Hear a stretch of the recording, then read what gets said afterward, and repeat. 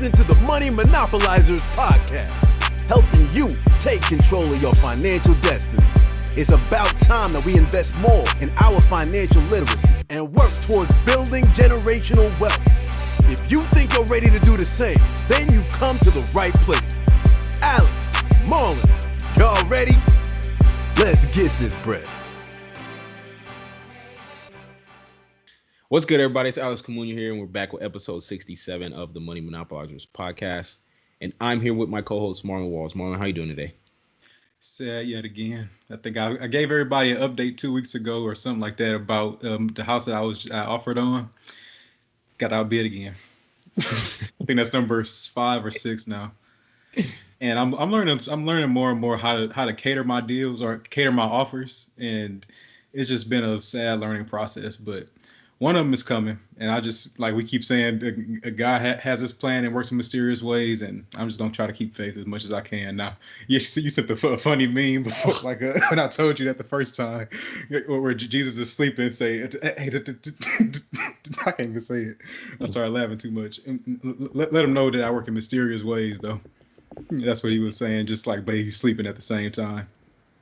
Yeah, man, it's that's crazy.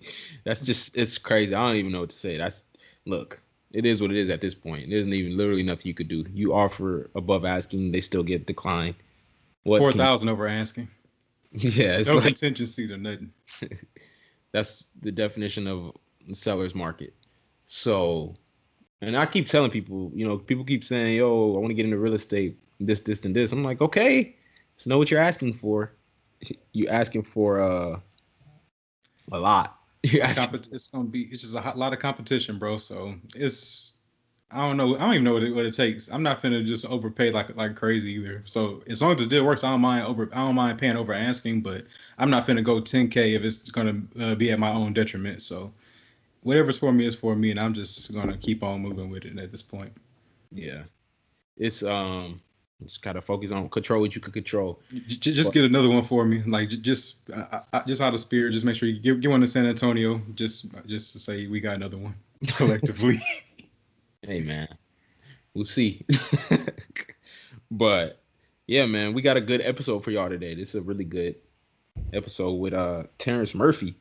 I've been trying to get him, or I've been wanting. I eyed him to get him on the podcast. The first time I saw his story was last year, which I kind of talk about in an episode. But yeah, it was a long time coming. So I'm glad we was able to make this happen. Maybe this will be the last. This is either going to be the last episode of 2020 or the first one of 2021. So either way, it was a great episode, good way to end this year. And hopefully y'all get a lot of value from it. We definitely got into a lot of, mindset stuff. He's a real estate, he does everything. Everything. I don't even know what a real estate guy. Real estate entrepreneur. That's the name of the podcast too. So, I think that's actually a really good name now that I think of it. But he's doing a lot of stuff. He's real estate agent, real estate broker, home building. He has a home building company. I think he does property management a little bit as well. Commercial real estate, residential real estate, all over. So yeah, land deals all over, man. Based out in College Station. So shout out to A&M and College Station. I don't know if we got listeners out there, but I'm sure we got a few. It's one of the smaller cities. I think the population is like 275,000, if I'm not mistaken. But it's he's killing it out there, man. If you are living in College Station, you probably know this dude. So, honestly, though. You've seen one of his signs before, because I know that his stuff is everywhere out there. And he's, like he said, he ran out of space out there. He needs to start expanding outside of College Station at this point. It's crazy. Yeah, but he's doing stuff. He's expanding now. Definitely, I know he has deals all over the country now. Commercial retail centers out in North Carolina. He has commercial retail centers in Kansas, all over the place. So it's a bunch of stuff that we got into. This was a great episode for a lot of people. Everyone can take something from this one, no matter what stage you're in. So I'm super happy, super excited to kind of bring him on. But what you think of it? No, like you mentioned earlier, it was a lot about mindset early on, especially. And one thing I really like that he approached everything with is just this: I'm gonna do this at the best of my abilities mentality. Which was so. I think he gave a story of how back when he was working at Dairy Queen flipping burgers, like you would think that this is his passion in life. And I think that's like what a lot of people can take, like just at a fundamental level. That's what people can take out of this episode is saying that no matter what you're doing, do it to the best of your ability, because you never know what good qualities or what good traits you can get from doing that particular thing well and be able to transfer that over to the next thing that you want to do in life. So it's like a domino effect. You just knock down this first domino, and then the next one gets knocked down after, and then you're able to knock down bigger dominoes as a result. So just whatever state you're at currently, just do it to the best of your ability, and then just keep moving it forward from there. Yes, sir. It's that's the formula, man. That's the formula. So without further ado, we got into a lot. So let's get into it. Terrence, how you doing today, sir? Man, I'm doing great, man. Thank y'all for having me on the show, and I'm excited to be a part of what y'all are doing. Yeah, man. It was funny the way I came across your page. It was actually the first time I seen what you were doing was, I think it was like last year, when you bought that you and your wife bought that commercial strip out in was that one in, I think, Asheville, North Carolina? Yeah, First one? yeah. Yeah. So I seen it on Twitter and it went viral. I was like, dang, that was crazy. And that was like right when we had started the podcast. So I was like, nah, we probably can't get him on here just yet. We gotta grow it out a little bit. Let's get a little more clout behind us, and then once we get to that level, then we could try to reach out. So I thought about a month ago was a good time. So I'm happy we could put this together. So, but yeah, we definitely gonna get into that as far as the real estate and the commercial side of things a little later into it. There's a lot that I want to get into, as well as Marlon. So, but typically how we start these podcasts or these shows is we really want to get into the background of our guests, especially with their upbringing with money growing up, kind of like what they were doing when they were like 18, 20 years old, in that range, and then kind of how that transitioned into where they are now. So like not a brief overview, but an in-depth, like dive into that story, and then we'll kind of dive deeper into everything, because we really want that allows people to resonate really well with our guests, knowing their background and those kind of things. So you mind getting into that? No, I don't mind. Real quick, single mom. I grew up with a beautiful black queen as my mother. She was 5'8", very athletic, and she was pretty much. My dad wasn't really around. They got divorced, and we grew up in a tough neighborhood in East Texas.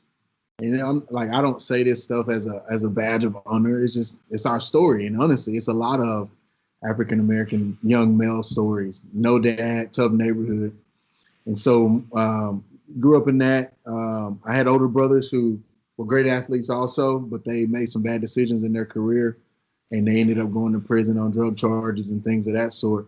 And it really hurt my mom. I saw how that impacted her.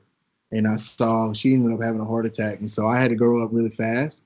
And when I was 15, I actually had multiple jobs. I was always an entrepreneur. I had a lawn business.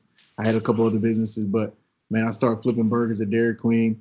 I was sacking groceries at Albertsons and going to school and going to speed camp and just kind of trying to do it all. And then when my mom had a heart attack in my 10th grade year, I was actually pretty much raising myself at home. So nobody was there with me. I was there by myself. And my brothers would write me from jail and say, "Dope, like focus up." And he would always tell me the same quote. I'll never forget it.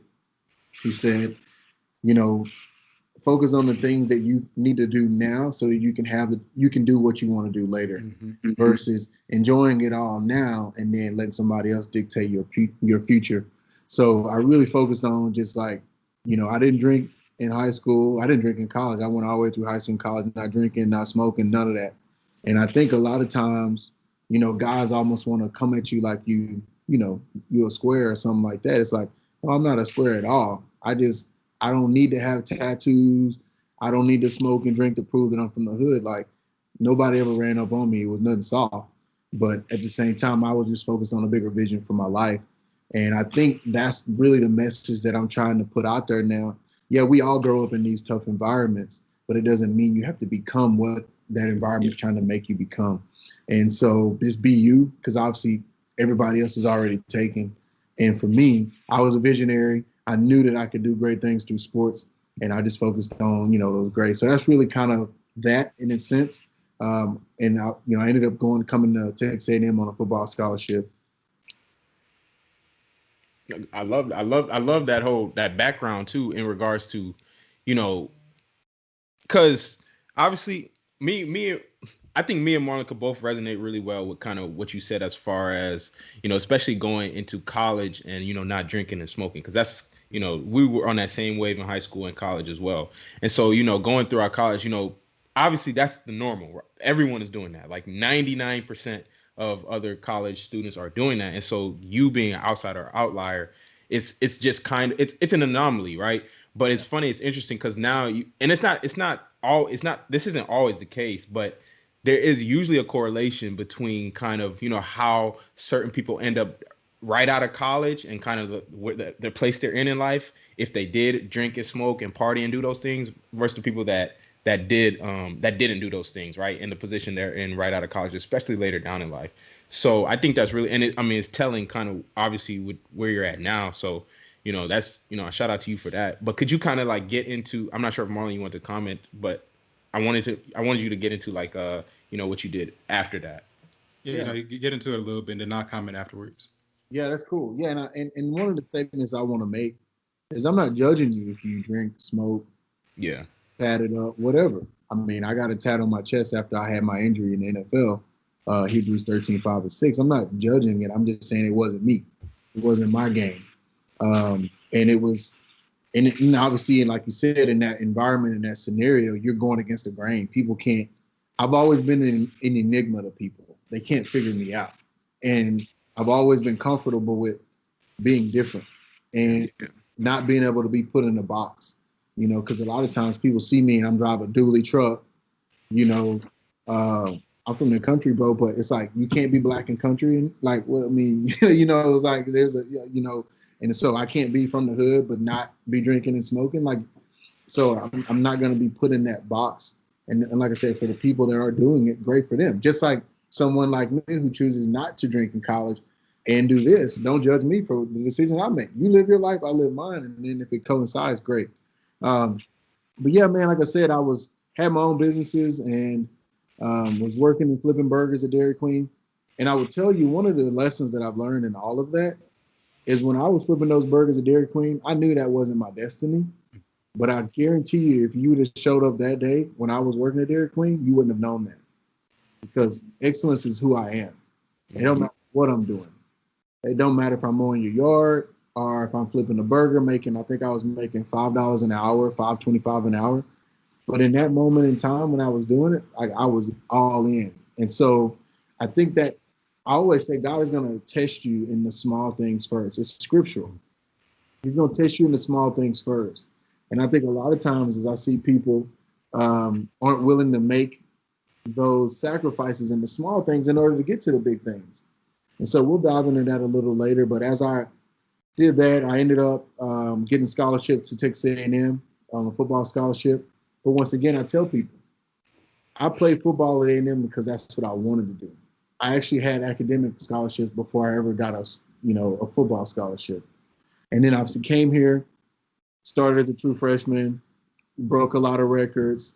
The thing I'm most proud of is, yes, I was a two-time team captain. Yes, I was two-time first team all-conference. Yes, I had over 20 records that I broke, but I was three-time academic all-conference. Yes, sir. And so that's more of the thing that I was focused on. Go to the NFL. I get drafted with Aaron Rodgers. Aaron Rodgers was the first pick in the draft, which dude's still spinning the ball, still going to be a Hall of Famer.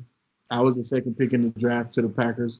Me and A-Rod were actually roommates and best friends while I was on the team at the time. And they drafted us to come in as a package to kind of be that next great, like, 1-2 punch.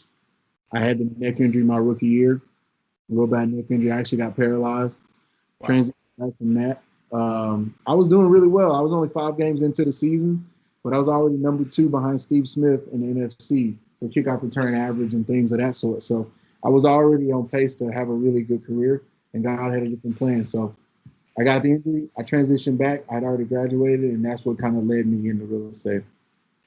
Yeah, I definitely want to start unpacking all that, especially at the end when you say you started getting into real estate. But just from hearing your whole story from growing up all the way through college and just like entering the NFL, it sounded like that one of your main characteristics that you always had was the discipline and a focus mentality. And it's pretty much that whatever's thrown at you. Well, I think the main thing was that because of your upbringing, especially with your mom and then your brothers, I think would that really force you to have to grow up a little bit faster and just really have to zone in on what do I need to get done right now. That way I can set up the rest of my life or be an example for those who are around me, or just to not fall down the same path that the others that have been around me have fallen into. So it's pretty much I need to really focus in, and whatever I'm doing, I need to do it to the best of my abilities. Whether I'm flipping burgers, whether it's my academics, whether it's the football field, everything is going to be done at a high level. That way, that because I know where I came from, and I know that this is not where I want to go back to. I've seen the product of what comes from that environment, and that's not what I want for my life. So I really feel that because I know that's how both me and Alex were, especially growing up in high school, like going back to drinking and smoking. That's one thing that we just did. Like it wasn't even necessarily like a no, I'm not going to drink or smoke. It's just really just like this is my lifestyle. I'm gonna live this way regardless of what anybody's doing around me because I'm just focused on a bigger picture, and that's kind of just how we lived our life. And it, like Alex said, it really reflects on how you become as you grow older. Like there definitely is a correlation, I believe, as far as the mentality of the people who I guess are not drinking or smoking because they're focused on something bigger than that. It's not to knock anybody who is doing it, but just saying that I think there's just a different focus level there. I don't know if you want to. The drinking and smoking scenario is really just an analogy. It's so many other things that come along with that. That's just obviously something that we've given as an example. Right. I don't want people on your podcast or who's listening to this to get caught up on that. What I want them to understand is there's always going to be two paths. Yeah. You got to choose which one you want to go down. Yeah. Now, it's going to be, a little easier. You can choose the other path, but there's going to be consequences to your decisions no matter what it is. Look, we all fall short of the glory of Christ. We all are sinners saved by grace. But at the same time, there's just certain decisions that I've made that made it harder for me. Had I made a better decision, I probably wouldn't have to go through those things. Mm-hmm. So I just happened to say, okay, I watch my older brothers. What can I learn from their story? How can I navigate it a little differently in order to get where I'm trying to go? And then you just got to make those sacrifices. Right. And then another quote that you actually got from your brothers, I think is you said from your brothers that I really liked that I've actually heard myself in college was my coach actually called it do the do's. I got to do what I got to do so I can do what I want to do. And right now I got to do work. And that he always used to tell us that because the things that are in our way right now are not necessarily where we're going to end up, but these things need to get done in order to get where we want to be at in a future time. So that definitely allows you to maintain that focus level on some tasks that may feel like unnecessary. Like for instance, going to school, you may be taking a class that it's not necessarily in your major, but in order to be an academic All-American, you just got to suck it up, do the homework, take the test, and do what you got to do in order to get the grades to reflect your hard work in order to get to where you want to be as far as like academic All-American, as far as second round draft pick in NFL, things like that, just doing the work that's necessary. But just pushing along a little bit. As far as like the finances go, because I know that one thing that's the big difference between college and NFL is going to be the paychecks that you're getting. So as far as how that looked, how did the college differ from the NFL as far as like you financially and how you were handling your finances? What I would say is obviously in college we're not getting paid. That's the first thing. I still think that needs to be fixed. When you're talking about these programs that are making millions and millions, it's $1 billion industry, and the people that are the major product of the industry get no upside. So that's just a no-brainer. And if anything, at worst case, if you say, oh, well, it's amateur and it's this, it's not amateur. There's people gambling on these games. There's millions of dollars being made on these games. There's so much going on. So stop with the amateur stuff. And we'll talk real estate, but I would say at worst case, these kids need a couple of things. One, they need a transition program. My dream one day is to start a nonprofit helping these athletes transition because everybody thinks athletes got it made. But what they don't realize is we sacrifice our college experience, we sacrifice our bodies and long-term health in order to go to a school because a lot of us wouldn't have other options financially. Now, I'm not saying I'm not grateful for those scholarships because I am. But one of the things that's a pet peeve for me is when people say you're free education. There's nothing fucking free about what we did as athletes. Like we earned every penny and more. So, but I think there needs to be a couple things. A transition plan in place. The NCAA makes way too much money to not have that in place. The conferences make way too much money to not have that in place in the schools. The next thing is there needs to be long-term health care. There needs to be a place that when a dude blows out both of his ACLs 3 times in college, and in 10 years, and he's 30 years old or 35, and his knees are grinding, he shouldn't have to pay for that himself when it was obviously done on the football field or on the basketball court. And then the last thing is I think there needs to be some type of stipend put aside. So each program needs to put aside 1% of their revenue in a fund that's managed by a company that when these kids graduate, they can get a stipend to either buy their first home or start their first business. That to me are 3 basic things that should happen. There's not even much else to discuss other than saying, how do we make this happen? So that's a side note, but yeah, I mean, I know I kind of went off path and I'm passionate about that. But that's that one day I want to help athletes transition. And as you see, obviously those numbers are becoming glaringly more and more minority type kids from single mom homes and backgrounds. So we just need to fix that. Yeah, and I think the fact that you went off on that tangent says a lot, just in terms of like, the things that actually matter to you, and the things that you value, right? And obviously, you being a former athlete, you have those experiences to know, like, look, I have the perspective that a lot of people don't have when it comes to this kind of stuff. There needs to be some sort of program in place for these students, for these kids at the end of the day, to transition into adulthood, into a completely different life that they haven't been used to for a lot of them 18 years. So it's a whole different mentality, a whole different mindset. So I think that's really good as far as I feel like that's like one of your whys for why you do what you do, and the reason you do it at such a high level. Yeah, one of the things I always tell people when they ask me, how did you make the transition, and they think about the university that I played for, Texas A&M or the Packers, and I love A&M. But I will tell you, it didn't, in the beginning when I was trying to find out how to transition, I didn't have a lot of people reaching out to me because they all think that the next person's doing it. So it's kind of like a telephone game. It's like by the time you say something gets back around, it's the wrong thing. It's like everybody just thinks the next person's helping that athlete. And I tell people all the time, the reason I'm passionate about this is not that it's going to benefit me because I'm good. I'm going to figure it out. You put me in the desert, I'm going to find my way to the water. It's for the athletes that are going to come behind me. Yeah. And I had to climb that mountain without the transition plan, without the business stipend, without the health care. The depression rate for athletes transitioning into the real world is 98%.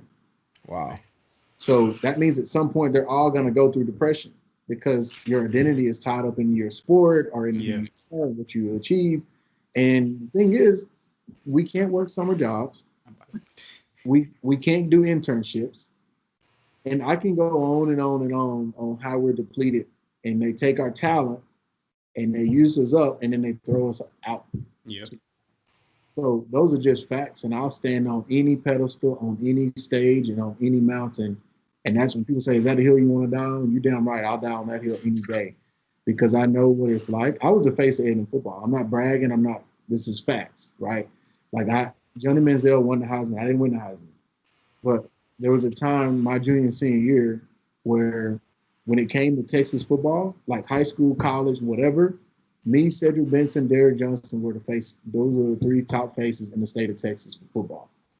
And they were both at UT and I was at A&M. And me and Reggie here at A&M, and then Cedric B, rest in peace, and Derrick Johnson. And I'm saying that to say, so you think when I move back to the state, like people are gonna look out for me, they're gonna help me. That's what you've been told when you play for these major universities, and it just never happened. And there was not like I didn't put forth the effort. Bro, I probably went to 100 networking events. There was a time I had 5 stacks of business cards like this, and I would email people, write them handwritten letters, and nobody said, hey man, how can I help you transition? How can I help you get a job? And that's when I just created this mindset. I'm not gonna wait around on nobody to help me. I'm gonna create it myself. So did I'm assuming that you didn't, play 4 years at A&M because you got drafted in the second round, or what was that case with that? 4 years. I actually came in and started as a true freshman. So I was at A&M 3.5 years, but I started and played every game. I think I only missed 2 games my whole career. And I'll say, like I tell people all the time, the key word is voluntary. I signed up for it. So I'm not complaining about the process and them owning the rights to my likeness and all those things, right? Because when you come in and you try to get that scholarship, they send you a stack of papers like this. It's obviously drawn up by the NCAA, pretty much saying we own you at the end of the day. But I signed up for that. And it's not like I'm complaining about it. What I'm saying is it's a flawed system that needs to be fixed going forward. But I'm appreciative of the opportunity. If you ask me, if I know what I know now, would I do it again? Hell yeah, I sign up again and play for Texas A&M. I would go to the same school and I would do the same things. Now, would I let my kids do it? That's a different conversation. So, but yeah, man. No, man, I definitely hear the passion that you come with when you're on the subject, because it really resonates with me as well, because I was actually also a D1 athlete. I played at Stephen F. Austin for 4 years, just a few years ago. So I also played football, and I definitely understand your perspective when it comes to, like, we're definitely paying for that scholarship with our time. Like, from literally there's 6 a.m. to 10 p.m. Days where you just wake up, all you think about is football, and go to bed thinking about football. So you may not be paying, so that they may be paying you, but you're repaying that payment with your time, no doubt about it. And especially when you start talking about internships, start talking about any job opportunities, that's non-existent. And I was a true anomaly when it came to something like that, because I was actually also an academic All-American when I was at Stephen F. Austin. So my athletic director had took note of that, and he actually had a son who worked at Johns Hopkins Applied Physics Lab. So he was like, "Hey, I see you want to be a mechanical engineer one day. I'm gonna hook you up because you've been doing so much for our university that I want to give back to you and allow you to do an internship with my son." That does not happen. Like, that's literally a true anomaly. That it's like, football players don't get no type of internship experience. I mean, student athletes in general don't really get that experience. So it's really on you. And then, like, what you really mentioned was that when after you graduate, you're pretty much thrown into the wolves. Like, get your resume out, because I don't know who finna help you now. Like, it's just pretty much you against the world. So I can definitely understand why they would go through depression, especially when their whole goal was to get to the league in the first place. That's the way they thought they were going afterwards. And when they realized that dream is not obtainable, they really have no fallback plan. They had no experience that they were getting beforehand, especially like whether it was high school or college, because both times you were probably doing summer camps or fall camps. And you just didn't have enough time to really start figuring out who you were as just a student or as a person, rather than just being a student athlete. So I feel you so much on that. But I guess trying to get this especially like moving forward to like the real estate and everything that you've been able to amass. How'd you get your start into real estate? Because you mentioned that earlier on, like that was your next step after the profession, or after the NFL. Yeah, so I came back. I did ministry for like a year and a half. I started working towards my postgraduate degree. I'd already graduated, but I needed to get a couple extra classes to go get my MBA or get my master's in finance. So I was auditing finance classes at Texas A&M, and actually the dean of the MRE program she would give me personal books to read. And then one day, she just pulled me aside after class and was like, "You come into class, you're not even supposed to be here," because I would just sit in the back and take notes. But once again, I'm trying to do that extra, whatever it takes. And she just said, "Why don't you just go do it? Why are you here? Like, why do you need this degree? Why don't you just go out and start doing real estate?" And I was like, "Well, I thought I needed it. I thought this would make me more, I guess marketable or whatever." And she was like, "Well, based on what I'm hearing you want to do, I don't think you really need this." And that was an amazing moment in my life, because she really pushed me off the ledge. It's kind of like, "Can you swim?" "Not yet." "No, go." And you figure it out, right? And that's it's perfect, because it was what God knows I needed, which is that it forced me to be the entrepreneur that I am, which is created on the way down. And so, man, I bought my first 2 properties. My wife I think I was 24, she was 22. And we bought 2 properties right by Kyle Field. They were like $78,000 duplexes. And where are those at today? Yeah, I worth $500K. And so this is in 2008. And so about 12 years ago. And man, once again, I always tell people, just learn your craft, follow the process. And in that moment, just like when I was flipping burgers at 15, 16, I was just engulfed in being the best that I could be in that moment. I wasn't thinking about buying commercial strip centers or developing neighborhoods or growing a brokerage to sell $1 billion in real estate, and the list goes on of what the Lord has blessed me to be able to achieve. I was just focused on buying my first property, and it was two $78,000 duplexes. And I was reading the books, and I was self-managing, and I was just trying to be the best real estate investor that I could be in that moment. And that's really what started my foundation of really personally doing the developments on my own. Man, I think that's the point that you keep making. The point that I keep hearing is, that commitment to excellence in terms of whatever you're doing at that moment, right? And just, you're not focused on 10 years from now. You're not focused on, whatever the next big thing is. It's just, how can I be the best at this, right? Because even, if you take it further, most people approach everything in terms of like, even that first job at Dairy Queen, whatever. Oh, there's nothing I can get from this, right? I'm just doing this. This is just something I have to do right now to pay the bills. But if you approach it with that mentality of like excellence, you're gonna take things from there that you wouldn't have taken otherwise. So I'm sure there's things you got from that job, and then even whenever you started getting into real estate, as far as those first couple of properties, you built a really strong foundation, because that was you were so committed to that, and that was like the main thing at that time. So just doing whatever you had to do to get educated and doing that kind of stuff was, I'm sure, paid a lot of dividends down the line. And even, there's stuff from back 12 years ago that, still principles you're utilizing today, of course. So just because you had that foundation. Yeah, one of the things I always say, and you brought it up, the foundation, I call it the one brick mentality. Just one brick. So if you're going to build anything, right, I'm not going to focus on how the windows are going to look and how this is like. I just need to set one brick down, and then set another brick down, then set another brick down. But what I've learned is with everybody trying to flex and stunt and all that comes along with it. Look, hey, if you're doing well, I'm like, go with it, man. Like, one thing I've never struggled with is hate. I don't never look at somebody's story or successes and I'm like mad about it. Like, I've never understood that. Like, how can you not look at what LeBron James is doing or what this person is doing and just marvel at it and say that's greatness? Like what Kobe was doing in the private equity, like that has my heart more than anything to see what happened to him, because he was setting the roadmap for us. No doubt. So it's like, all I'm trying to be for people, whoever it may be, whatever background, whatever religion, is just try to inspire them to take that first step and build it with that one brick mentality. And the one brick mentality is not overnight success. It's not a quick, fast way. Because I always ask people, how do I make money? How do I make it now in real estate? This is not the game that if you want to get in and be a day trader. It's not the stock market. So it's like, you got to understand, like, one brick mentality, do it one brick at a time. And that's kind of the mentality that I try to teach people. Because if you do it that way, then the foundation, like you said, of what you are building, you can scale on top of it. But if you don't put the foundation in place, you can't really grow it and scale it, or you're going to always be coming back reinforcing your foundation, trying to fix it. It's like, man, I didn't do it right up front.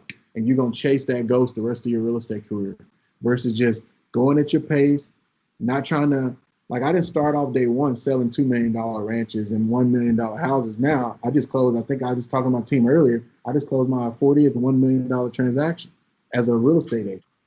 And in College Station, I'm not in Beverly Hills. I'm not in New York. I'm closing $1 million houses and ranches in College Station. And I've done it 40 times. Yeah. So those are the kind of things, like, I didn't start off like that, though. My first listing was an $85,000 vacant lot. But in that moment, that was that test I was talking about earlier. Are you going to study, do the research, and have excellence with that $85,000 listing? And if you do it with that, then when I closed that deal, I sold it in like the first week. It was an $85,000 listing. I had my first raving fan. I had my first person who says, this dude doesn't have any experience, but he's going to work his ass off and he's going to do it better than anybody in the market. And then that's what started the ripple effect of my real estate brokerage, TM5, that we've been growing everything on top of. So go ahead. Okay, because I really want to ask real quick, because first of all, was those first two properties, You say you bought with your wife. Well, two questions then. Number one, were those like house hacks or like FHA? What did you do to acquire those first two duplexes? Man, I just no, well, no house hacks, none of that. And I've talked about that on my podcast on how to hack into your first property if you are single or whatever, like the FHA or conventional 3.55% down type stuff. No, I mean I think we put down 15-20%. Okay. $80,000 property, 20% of that. And so, man, I see people blowing that on rent. You know what I'm saying? Yeah. So, but yeah, man, it's just a different mindset. And there was a time. I mean, I bought the 750. I had the $10,000 rims. I did that stuff. I was 22. Yeah. You think that's what you're supposed to do if you get drafted, but so it created a different mindset for me. So let me ask, because my follow-up question, number one, or I guess my only follow-up question was how did you convince your wife to get on board with it? Because I know a lot of people struggle with convincing their spouse to actually see the vision, especially regardless, it could be the man or the woman, whoever. There's always someone that has the vision, or usually someone has the vision, and the other person is a little more risk averse. And so, usually I was just talking to someone, and she was talking about how her husband, he had to convince. The way he convinced her was by seeing his passion and his commitment to it. But for most people, they need to see the fruits of the labor. They need to see something tangible for them to say, okay, yeah, well, let's do this. So how did you convince your wife at that time? I mean, y'all are both young, so maybe that helped, but what was the situation? I think the biggest thing is two things I would say. One, you got to educate yourself. And I think a lot of times, once again, people want to listen to one podcast and then go to their spouse and say, this is what we're going to do. It's like, I went to her with the numbers, the spreadsheets, the highlighted stuff in the books. I read 38 books in 16 months. I'll never forget it. Yes, sir. And I think what people don't understand is I'm cerebral, but I know how to hack studying. Like I would get all A's and I didn't study like everybody else. So, but when it came to this game, I couldn't hack it. I couldn't figure out how to do it faster, easier, more efficiently. You can go to all the seminars you want, but at the end of the day, when you're putting your own money up, that's a big decision, right? Yeah. So what I ended up doing is I read 38 books in 16 months. And the only mentality that I took from that is, okay, what have I been successful at before? Okay, I was a great football player, but how did I become a great football player? So I took those same ingredients. Because what people got to understand is if you've ever been successful at anything in your life, you already have the ingredients. You just got to change the recipe. So then I just took that and said, okay, I used to go hit the weight room. Well, if we worked out from 6 to 8, I would be there at 5 o'clock. I'd be there an hour before the team and I would stay an hour after the team. Right. So I said, okay, I'm going to outwork. I always say I'm going to outwork every person on this team. So when the time comes to call who is the team captain, it was nobody. It is what it is. Like it ain't no second guessing because they know I'm going to outwork anybody in here. And at any point in time, somebody tried to challenge that, then I'm going to, hey, look, get on the line. Let's race right now. Whatever it takes. Right. So it was that mindset, that attack mindset. Then I just took that because at first, that's why people struggle with transitioning. Whether they're an athlete or not, they're just transition from another career. Let's say you're an insurance agent and you want to transition into something else. They want to leave what they've been doing and go right to the top in the new career. It's like, no, you got to go back to the bottom. Yeah. And you got to be willing to build it back up. And so my question you asked earlier is why was she on board? Because I was willing to go do the hard work to put the things in place to make her feel confident. So I came to her not off the whim. I'm like, hey, babe, this is what I've been studying. This is what I'm doing. This is the mindset. This is the vision. Here's all the books I read. Let me go through some of the quotes in my notes. And then when you present it in that fashion, there's no way your spouse, if they truly love you and trust you, is going to say no to that. Yeah. Man, let me say that you ask a question because I love that point of taking, like he said, if you've been successful in anything else, you take those same ingredients and you transition it, right? Because that's why I always say too, in terms of like, you take the discipline from one area of your life and you transition it into the discipline of this new area, right? And I use that same analogy too. Back in high school and football, right? We used to always be in the weight room working out. That had now transitioned from that into now that time spent, working out and stuff obviously was a lot of time. So now you take that same time and you put it to something you're trying to do now. Not saying I don't work out anymore, but obviously that's not the main thing anymore. So now the main thing becomes what I'm trying to do now. So that discipline and that time gets put into this, and the rest comes natural. It's gonna come because it's the same formula, that discipline. So, but go ahead, Marlon. No, well, just your entire way that you approach everything is always about that discipline mentality. It's always about I need to be doing the best that I possibly can be in this one particular thing at a time. Because what you reminded me of was we used to have a board in our weight room back in high school, and it was just a calendar that showed each day of the off season, and every day we had to check off. We would go in, work out, and then after you worked out, you get to check off that you were there that day. And literally, you could tell the difference in the mentality of the people who had checks on each and every day versus the mentality of the people who you saw once a week, twice a week. Me and Alex, bro, you just see that line just consistent check, check, check, check, check. And it shows that just a disciplined mentality of saying, this is what is important in my life currently. I'm going to do the best I can in this particular aspect of my life because it's important. And now, once I have a new thing that I'm looking to get into, I'm going to take the same discipline mentality, apply it over here, and be able to build up something very similar in the same structure that I was able to build myself up in the weight room. And it's just being able to, like Alex said, just carrying over that same mentality. And I think, especially when you go to your wife with something brand new like this, because this is not something that's really taught a lot in schools, taught in the households growing up. So it's like a foreign concept. What you have to always remember is that a confused mind is always going to say no.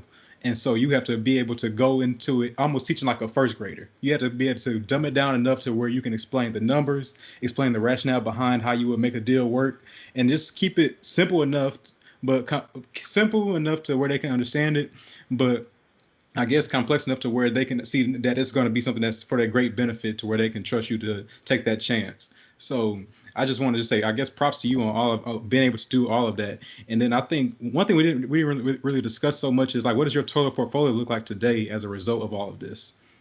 Yeah, man. So I would tell you, a lot of times people always ask me like, you seem like you got your hands in a lot, right? Or you seem like, you're doing a little too much. I hate that. You know what I mean? Because don't tell me what's too much for me. Yeah. You know? Oh yeah, that's good.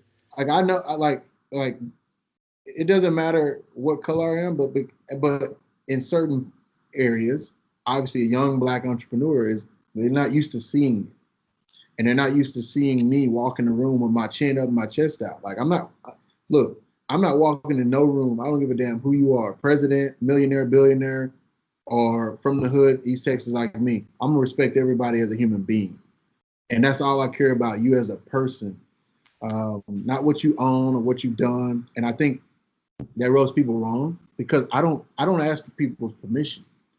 I have a God above me, my Father in heaven, who casts the vision through me, and then that's who I go to for where I'm trying to go. So I don't walk in a room like, oh well, man, that person sold this much real estate, that person owns this. Man, hey, nice to meet you. I'm gonna look you in your eyes. It's all love. I'm gonna respect you as long as you respect me. But I'm not like, they think you're supposed to go in with your head down and hand up and want somebody to rub your hand and say you're supposed to be in the room. Like, man, I don't give a fuck about none of that. Forgive my language. And so that mentality in me is the lone wolf mentality that I have, to where, yes, I am confident. Yes, I am a king in my mind. Yes, I do believe that anything that's out there I can achieve. And I've been saying that since I was 5 years old, right? And that's my mom instilled that in me because she was a strong Black single mother who saw a lot of terrible things. And she would always tell me, like, son, you truly can do whatever you want to do. And so now that I lost my mom in 18, I'm carrying on her legacy through those words. And so for me, when you ask me what my portfolio is, so probably the best way to reference it is we invest in a lot of different asset classes. So we have single family rentals is where we cut our teeth, packaging up single family rental houses. We do a lot of urban development. So we'll go in and we'll just buy up the block, right? One at a time. And I know now that's like the cool thing, buy the block up. Like I was buying up the block like in the early 2000s and nobody even was talking about it. But now I would go in and then I would knock down all the properties and I would rezone it, restructure it, and then go back up with new construction. So that was really something that I had been doing for a long time. And when I started doing it, people were pissed off in this town at me. They're like, why is he doing that? Why is he tearing down stuff? You know, look, if people aren't used to seeing something or some person that's different, they're gonna always have hate for it. And I've just learned to be okay with it. Like, man, look, once again, I'm gonna do it. So single family rentals, we do duplex packages. So we like buying up duplexes and packaging them together. Everything we do, we buy it as not only a rehab, because I used to remodel, but we just tear it down and build a brand new now, new construction. Because I like knowing that the bones are brand new, right? Versus a 1950s pier and beam. And I had those and I would remodel them and it was just always problem. Yeah. Small apartment complexes, commercial strip centers. We buy raw land. We do residential neighborhoods. Now I'm developing in some of the top neighborhoods in our town. Traditions is one of the areas that we develop our own neighborhoods, and it's a golf course community, Jack Nicklaus golf course community. But yeah, man. So I'm really involved in residential, commercial, raw land, and then the other thing is the asset classes. I'm investing in small. I'm buying and investing in businesses. So like if you go on my website, terrencemurphycompanies.com or just terrencemurphy.com, you can see the different businesses that I'm starting that are all kind of focused around real estate. Yeah, man. I really love that, that mentality of not shying down from anything and just like knowing what you're capable of, right? Because I know, when I had did my research on you before we brought you on here, I saw like obviously you had a brokerage, the TM5 Properties.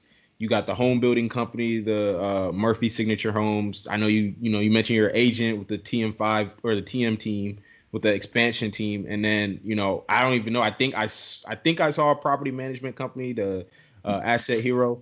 So I saw a lot of things, but I know I heard you talk about it. You call it intentional congruency, right? That concept of essentially having a central business and allowing that business to subsidize everything else that you're doing, right? So you're having obviously, I'm not sure which of those. I would assume, either the agent or the brokerage part, maybe the home building part is the central business, and you've built everything else around, that. Is that the case?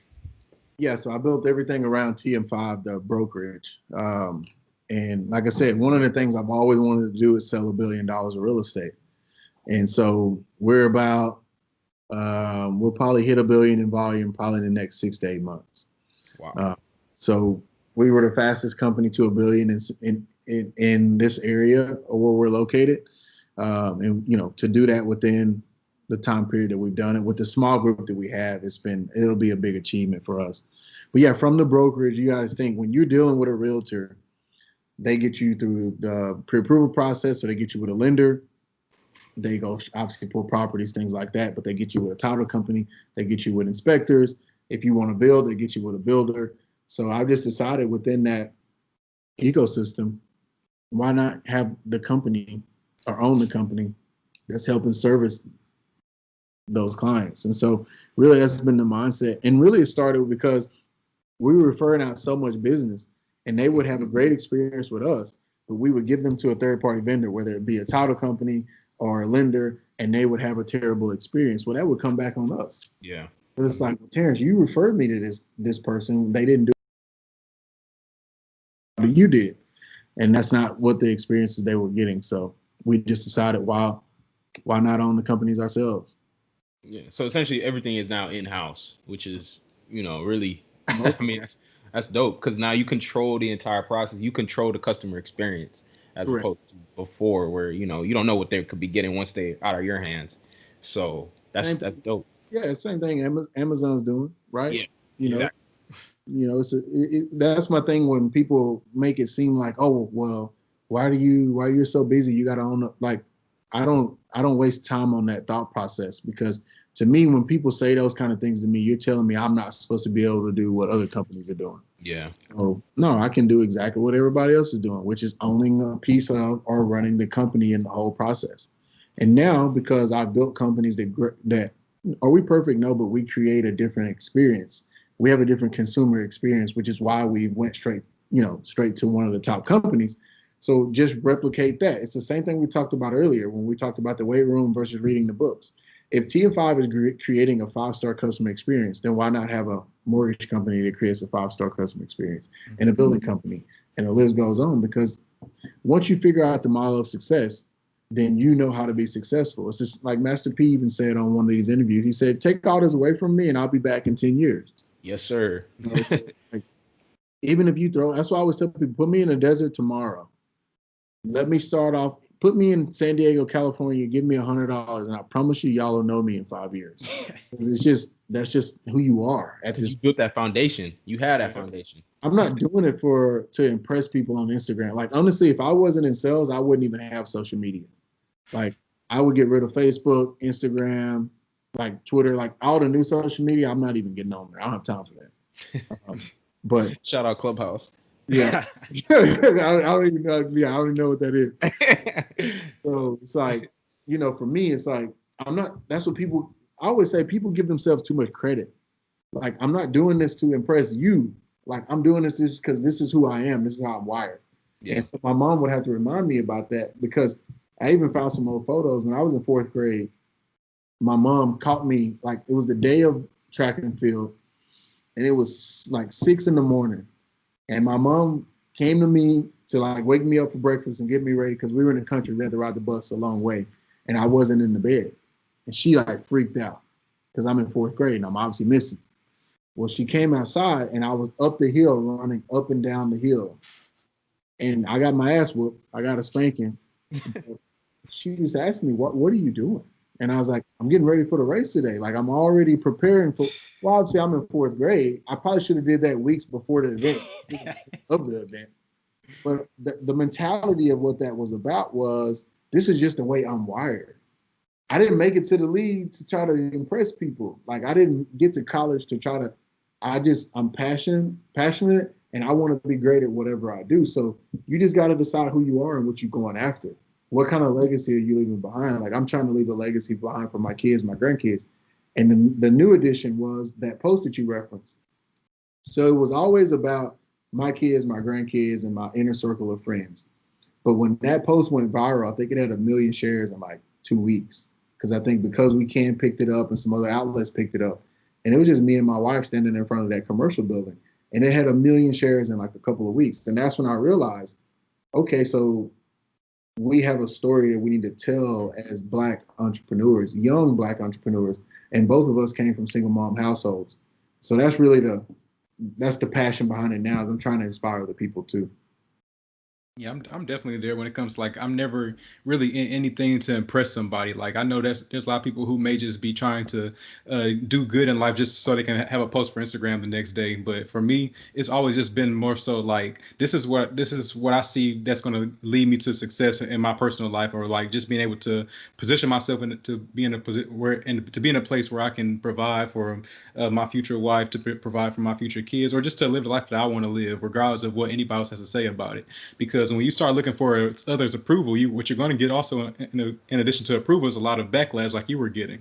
Like when you start trying to do something different, you're going to have both naysayers and supporters. And like, it's really just a lot of fluff at the end of the day. Like whatever that you want to do in life is really just more so you need to just focus on that and not so much focus on what anybody else is going to say, because there's always going to be somebody who is for and against you.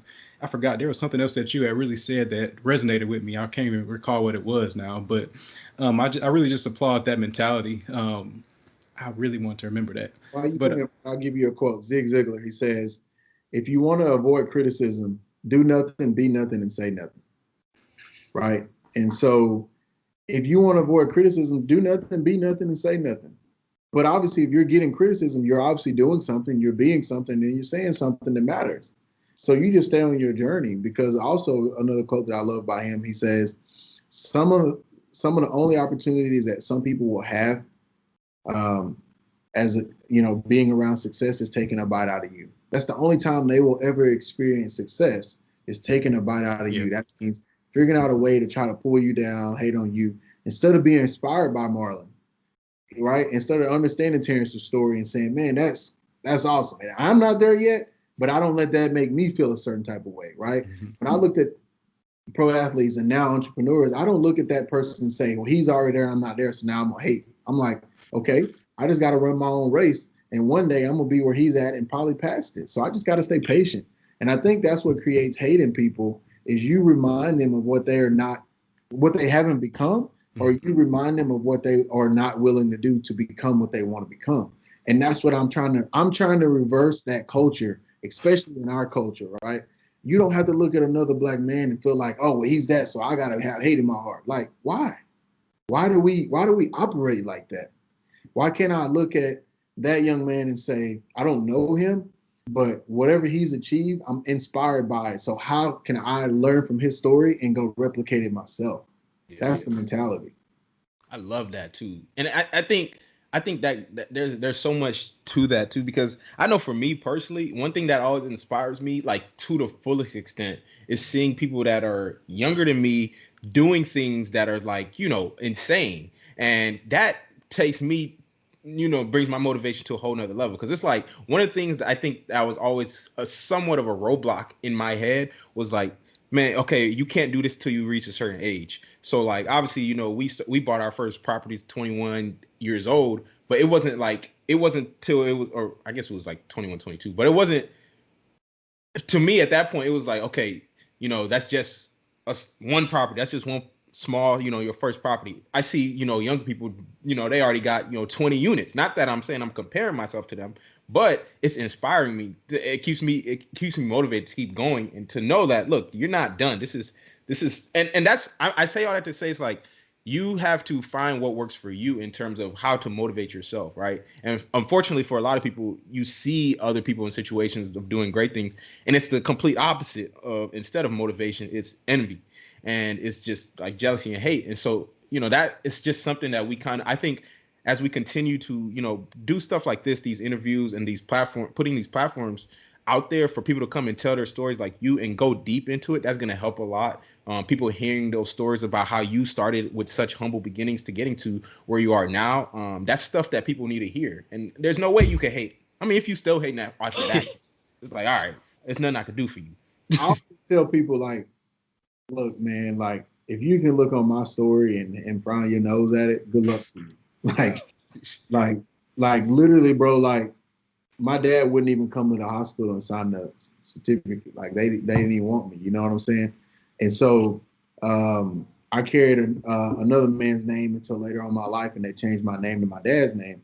That's a whole nother story, other than knowing that, like, like straight from the dirt, bro, like straight work. And I always tell people, you can feel however you want to feel about my story. Good luck to you.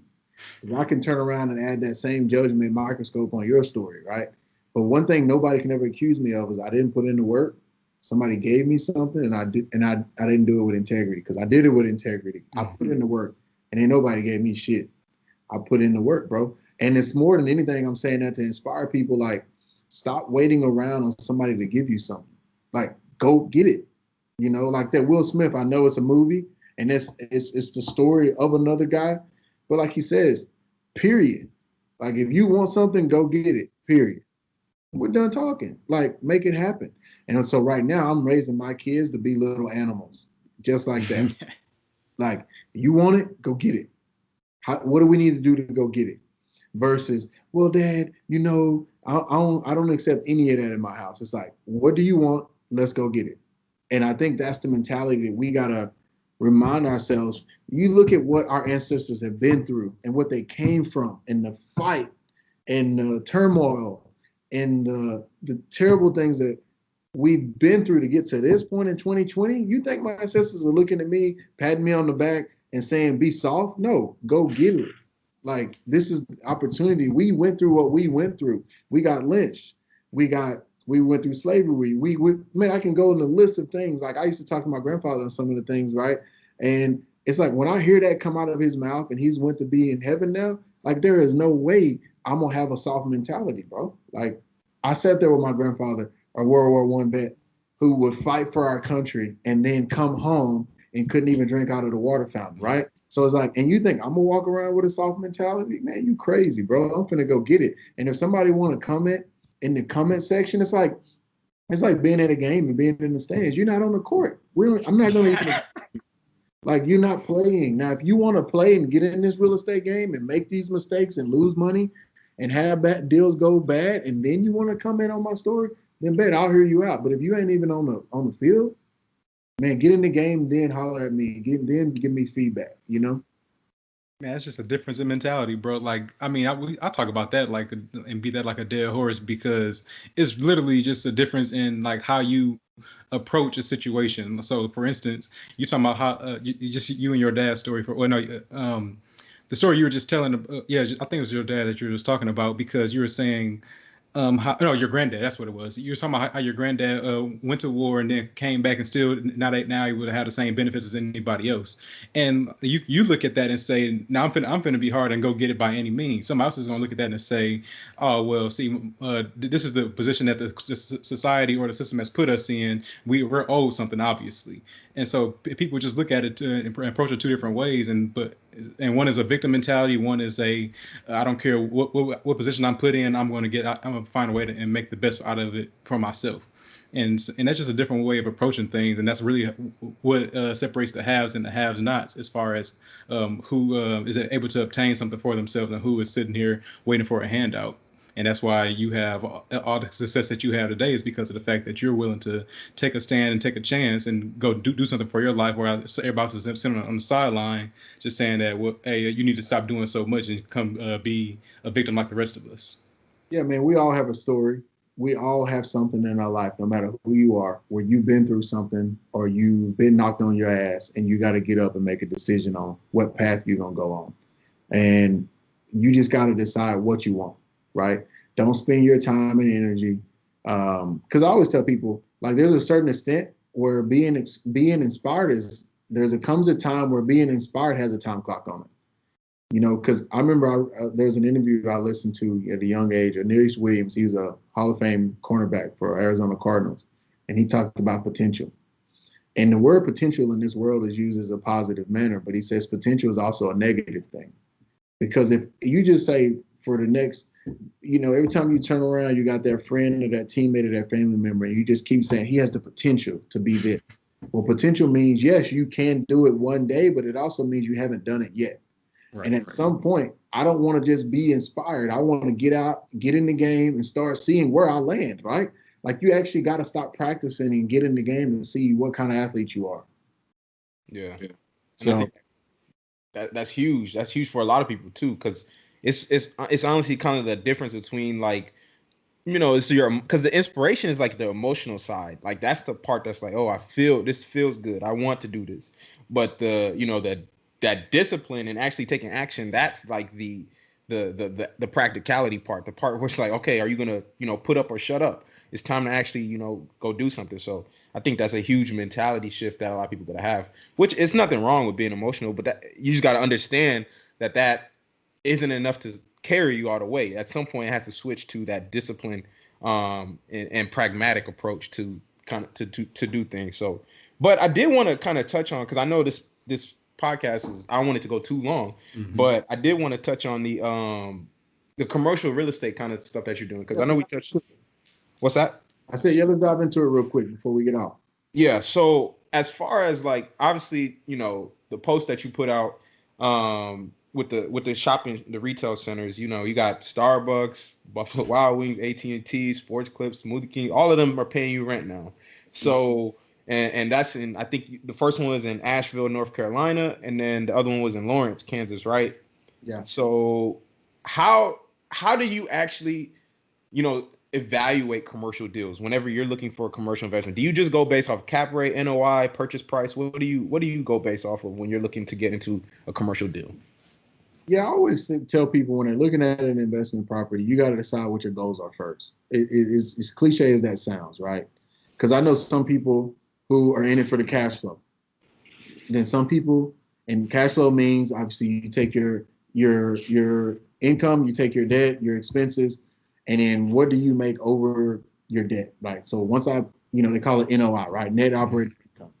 So some people are in it for net operating income. Some people are in it for ROI, which is return on investment. That means I want to make 16% on my money, cash on cash, right? Or people also call it IRR, internal rate of return. So I'm not going to, I'm trying to kind of bring it down to size, but so you got to decide what is your goal, right? And once you know what that is, then that's when you can start deciding what properties you want. Yeah. So for me, we had already did a lot of the value adds ourselves. Like I said earlier, we would buy these properties We would put them together. We would manage them ourselves until we can either remodel it or tear it down and new build. And there was a lot of sweat equity, a lot of time, a lot of energy, a lot of self-management, a lot of lease up time ourselves. So we say, how do we get into something, an asset class that's more turnkey? Yeah. That is a little slower pace, but obviously, and we found a niche, right?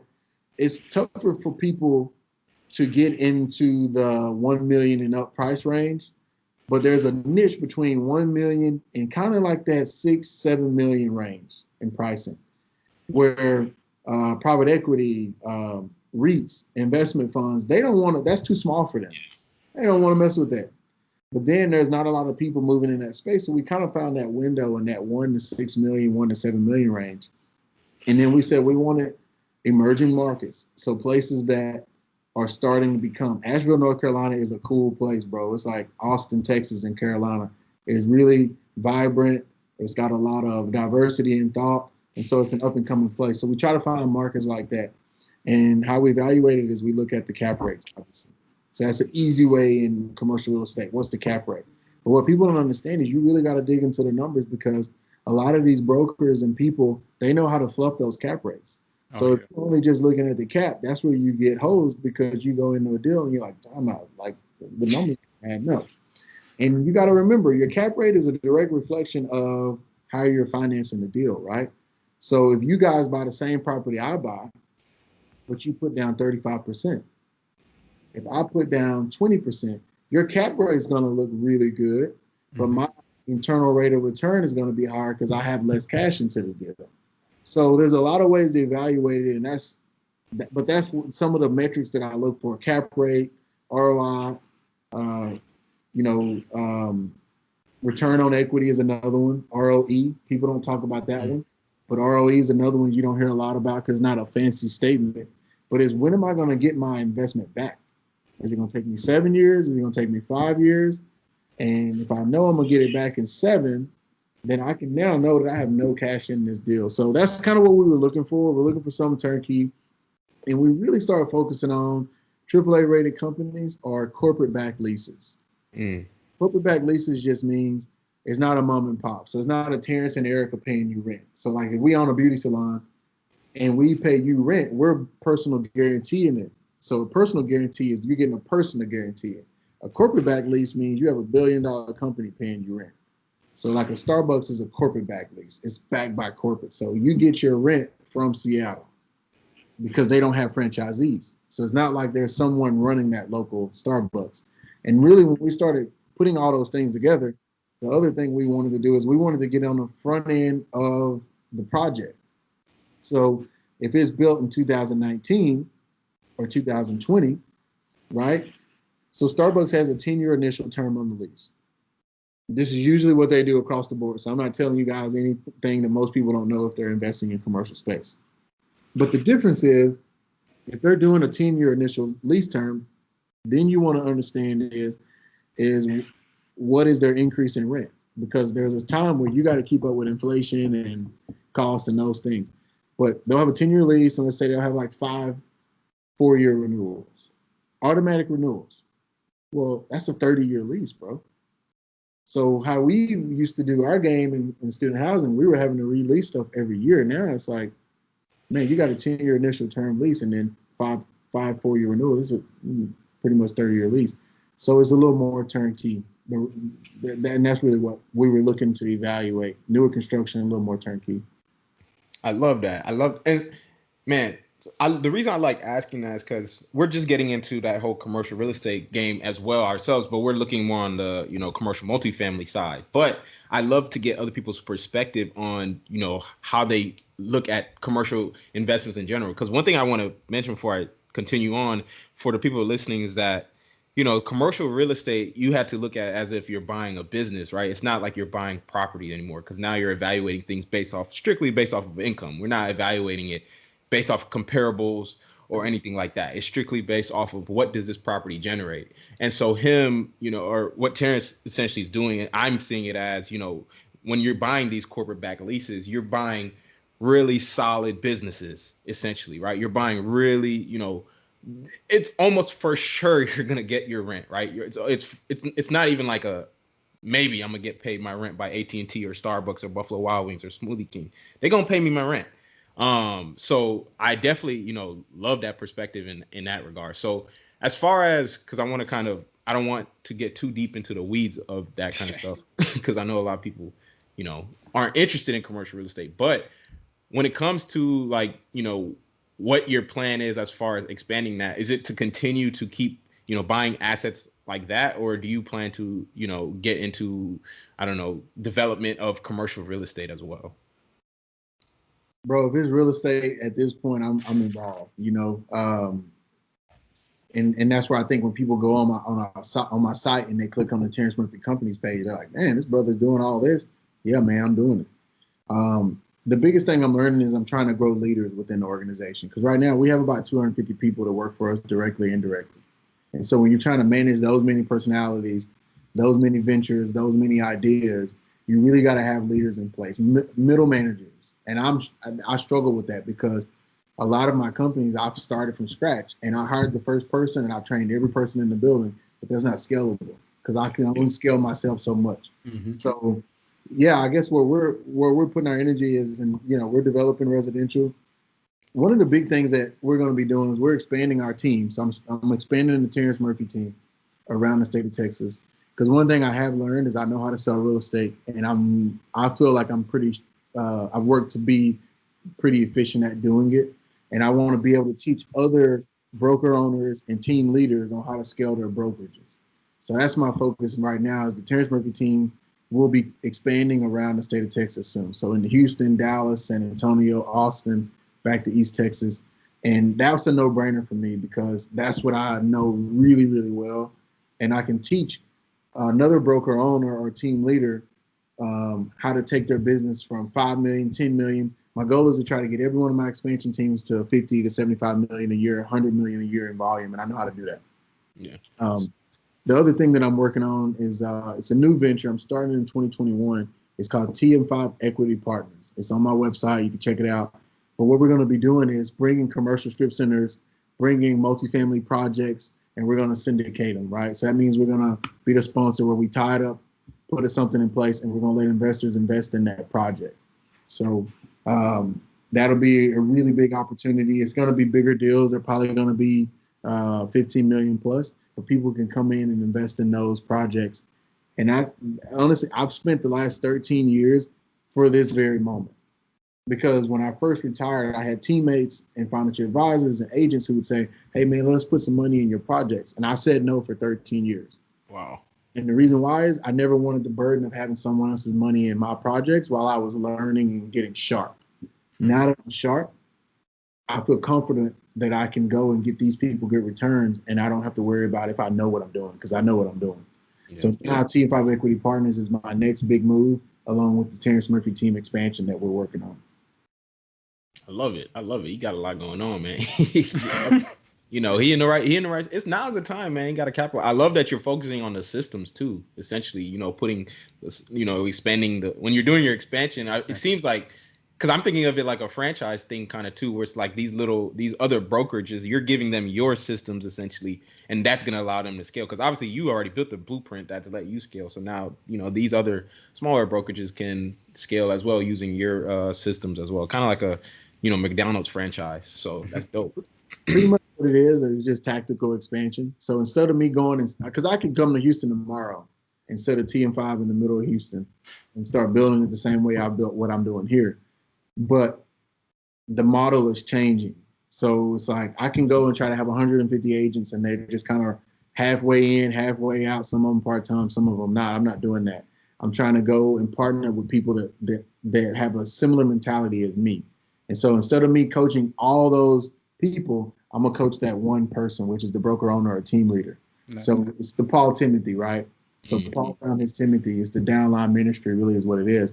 I'm going to find that one person in Houston, that one person in Sugar Land, that one person in Austin, that one person. So I'm just looking for one person, one leader that I can coach and teach, and then they're going to go out and execute the vision. So it's like a tactical expansion model. Essentially, you're like the CEO and there's the COO. You're looking for one COO that's going to have his own team and be able to implement all your processes and systems into another location. Pretty much is what I'm seeing with it.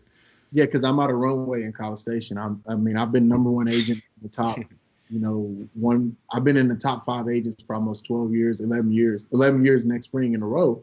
And it's like, you can only get so much market share, so you got to go to other places. You already own everything over there. Like, hey, say something for the rest of everybody else. Yeah, I got to get out of this town because I'm running out of space to do stuff. It's dope, man. That's dope. Good problem to have, though. Yeah, man. We want to wrap it up with the Fast 5. So this is pretty much where we ask you, 5 questions and you answer them in 10 seconds or less. And we wrap it up with that. But this has been dope. So I'll take the first one, Marlon will take the next one, and then we'll alternate. So first question, what does success mean to you? Legacy, and passion and integrity. Nice. All right, question number 2. What's your favorite money or business book? Robert Kiyosaki, Who Took My Money. Ooh, okay. Add that one on there. That's our favorite author. I like that one. I like that. Third question then. Would you rather have $1,000 a week for life, or would you rather have $1 million today, and why? Used to, I would say $1,000 a week for life, but now I can do something with that $1 million up front pretty quick. Got you. Just like what you were talking about earlier, when you give me $100, you'll know my name in 5 years. So the same thing, you just expedite it now. Yep. Question tomorrow. Right. Question number 4. If you could go back and change anything about your journey, what would it be? Nothing. It's a part of God's story. He already wrote it all out. I'm just trying to follow it. Yes, sir. Yes, sir. I love it. Last question then. Where can people find out more about you? Yeah, so just go to my website, terrencemurphy.com. That'll have all my other companies and things that I'm working on and doing. Or I started the new podcast, Real Estate Entrepreneur with Terrence Murphy. So I'm bringing on guests from all over the world, literally, and bringing on investors, entrepreneurs, real estate agents. So pretty much if you're in real estate and you want to be an entrepreneur or you want to be a salesperson, the podcast is kind of covering those things. So that's where you can find me, man. The podcast on my website. Yes, sir. Hey, I checked out the podcast, man. It's dope. Great job with that. Please continue to keep putting that content out because, we need it from that perspective.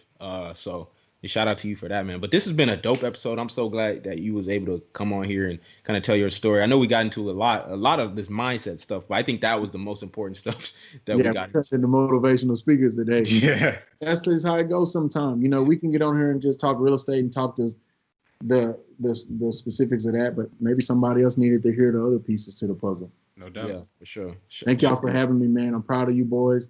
I look forward to continuing our friendship. At some point I would love to, meet y'all in person, go to lunch if y'all are, both in Texas. And if there's anything that I can do to help you going forward, man, don't be afraid to reach out. Well, that's it for this episode of the Money Monopolizers podcast. New episodes will be released every Thursday and will be available on Apple Podcasts, Spotify, and YouTube. Just search Money Monopolizers wherever you listen to podcasts. We hope you gained something of value today. And if you did, we'd appreciate it if you rated us 5 stars and left us a review on Apple Podcasts. You can find out more info about us on Twitter at The Monopolizers or on IG at Money Monopolizers. We post informative content on there that'll keep you engaged. So go be sure to share those posts and check that out. But yeah, till then, we out here. You've been listening to the Money Monopolizers podcast, helping you take control of your financial destiny. To learn more about how you can be in control of your money, visit moneymonopolizers.com. We'll catch you next time when Alex and Marlon share more personal finance and wealth creation tips with you. Now it's time to take action.